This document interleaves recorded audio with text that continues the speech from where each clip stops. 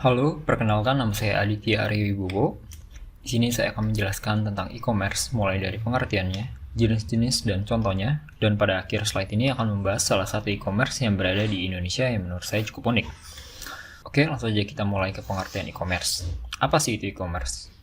E-commerce atau electronic commerce atau dalam bahasa Indonesia perdagangan secara elektronik adalah aktivitas penyebaran, penjualan, pembelian, pemasaran produk, barang atau jasa dengan memanfaatkan jaringan telekomunikasi seperti internet, televisi, atau jaringan komputer lainnya.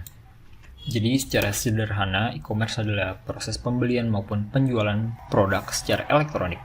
Jadi singkatnya, e-commerce merupakan sebuah pasar virtual atau online. Oke, selanjutnya saya akan membahas jenis-jenis e-commerce menurut interaksinya yang terbagi menjadi 7 jenis, yaitu yang pertama ada consumer to consumer atau C2C. Jenis e-commerce C2C ini dilakukan antara konsumen dengan konsumen. Misalnya konsumen dari suatu produsen akan menjual kembali produk ke konsumen lainnya. Contohnya ada Tokopedia, Bukalapak, dan juga OLX. Yang kedua ada business to business atau B2B. Jenis bisnis B2B ini dilakukan oleh orang atau pihak yang saling berkepentingan dalam menjalankan bisnis, di mana keduanya saling mengenal dan mengetahui proses bisnis yang mereka lakukan. Contohnya ada indotrading.com dan juga Ralali.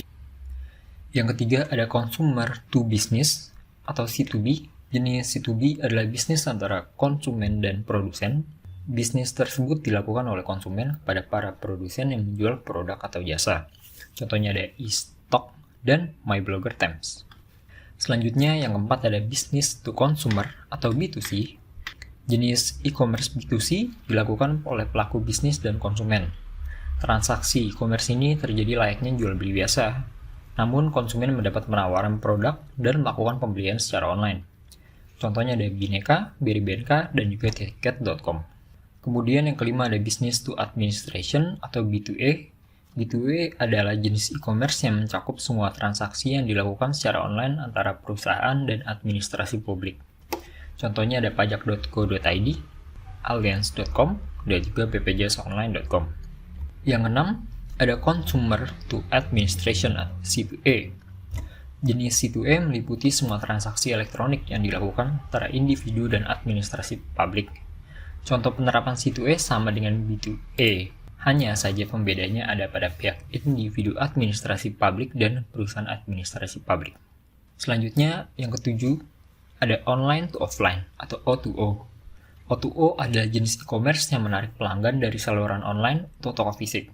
O2O mengidentifikasi pelanggan di bidang online seperti email dan iklan internet, kemudian menggunakan berbagai alat dan pendekatan untuk menarik pelanggan agar meninggalkan lingkup online. Contohnya ada Klik, Indomaret, dan Alfacart. Oke, selanjutnya saya akan membahas jenis-jenis e-commerce menurut kontennya, yang terbagi menjadi 6 jenis, yaitu yang pertama ada listing atau iklan baris, berfungsi sebagai sebuah platform yang mana para individu dapat memasang barang jualan mereka secara gratis. Contohnya ada OLX dan Berniaga. Yang kedua ada online marketplace. Ini adalah model bisnis di mana website yang bersangkutan tidak hanya membantu mempromosikan barang dagangannya saja, tapi juga memfasilitasi transaksi uang secara online. Contohnya Tokopedia dan juga Bukalapak. Yang ketiga ada shopping mall. Model bisnis ini mirip dengan marketplace, tapi penjual yang bisa berjualan di sana haruslah penjual atau brand ternama karena proses verifikasi yang sangat ketat. Contohnya ada Blibli dan Zalora. Yang keempat ada toko online. Model bisnis ini cukup sederhana, yakni sebuah toko online dengan alamat website atau domain sendiri, di mana penjual memiliki stok produk dan menjual secara online kepada pembeli. Contohnya ada Lazada dan juga Bineka. Yang kelima ada toko online di media sosial. Nah, ini banyak penjual di Indonesia nih yang menggunakan situs media sosial seperti Facebook, Twitter, dan Instagram untuk mempromosikan barangan dagangan mereka. Contohnya ya siapapun yang berjualan dengan media sosial itu maksudnya ke kategori jenis e-commerce ini. Yang terakhir yang keenam, website crowdsourcing dan crowdfunding. Website dipakai sebagai platform untuk mengumpulkan orang-orang dengan skill yang sama atau untuk penggalangan dana secara online. Contohnya kitabisa.com dan juga wujudkan.com. Selanjutnya saya akan membahas e-commerce di Indonesia yang menurut saya cukup unik, yaitu Tupai. Di websitenya sendiri Dijelaskan bahwa Tupai adalah cara baru dan praktis untuk mencari segala macam penyedia jasa profesional di sekitar Anda. Tupai berbasis mobile service marketplace yang mana secara langsung bisa menghubungkan Anda dengan berbagai penyedia jasa profesional tanpa melalui perantara. Kenapa cukup unik? Karena kayak misalkan Anda lagi di rumah gitu, terus mengalami kebocoran atau ada gangguan listrik atau masalah-masalah yang biasa ditemui di rumah.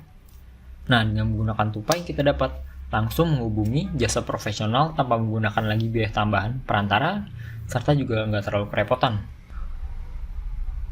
Oke, mungkin sekian pembahasan e-commerce dari saya. Terima kasih telah menonton, mohon maaf bila ada salah kata. Saya ucapkan terima kasih, and goodbye.